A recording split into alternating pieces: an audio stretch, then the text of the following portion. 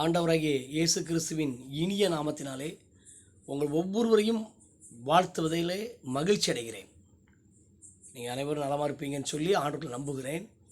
தொடர்ந்து உங்களுக்காக ஜெபித்து வருகிறோம். இந்த மாதத்தில், இந்த மே மாதம் ஆண்டவர் நமக்கு தந்திருக்கிற நல்ல ஒரு வேத வார்த்தை மீகாவின் புஸ்தகம் 7ஆம் அதிகாரம் 15ஆம் வசனம். அங்கே ஆண்டவர் நம்மளை பார்த்து சொல்கிறாரு, உன்னை அதிசயங்களை காண பண்ணுவேன். ஆமருமையானவர்களே, அதிசயங்கள்.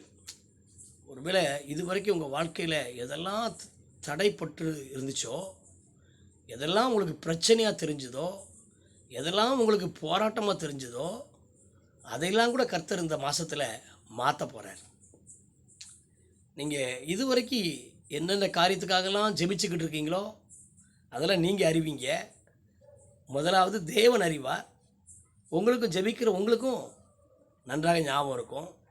நீங்கள் எதற்காகலாம் போராடி நீங்கள் ஜெபித்து கொண்டிருக்கிறீர்களோ, ஆண்டவருடைய சமூகத்தை வாஞ்சிக்கிறீர்களோ, அந்த காரியங்கள் எல்லாம் ஆண்டவர் இந்த மாதத்தில் நிறைவேற்ற வேண்டும் என்று விரும்புகிறார். அதிசயமாக உங்களை நடத்தணும்னு சொல்லி விரும்புகிறார். என்னை பொறுத்தவரை நான் நினைக்கிறேன், அதிசயம் அப்படின்னு சொன்னால் மனிதனால் செய்ய முடியாத ஒரு காரியம்தான் அதிசயமாக இருக்க முடியும்னு சொல்லி நான் நம்புகிறேன். அருமையானவர்களே, அப்போ ஒருவேளை மற்றவர்களால், நம்மோடு பழகினவர்களால், நாம் நம்பினவர்களால் செய்ய முடியாத காரியங்களை கூட கர்த்தர் நிச்சயமாக செய்து முடிக்க வல்லமை உள்ளவர். மனிதனால் கூடாதது தேவனால் கூடும் என்று சொல்லி வேதத்தில் பார்க்கிறோம். அருமையானவர்களே, இந்த மாதத்தில் அநேக அதிசயங்களை நீங்கள் பார்க்க போகிறீங்க. உங்களுடைய அநேக ஜெபத்திற்கு இந்த மாதத்தில் பதில் வருகிறதா இருக்கிறது.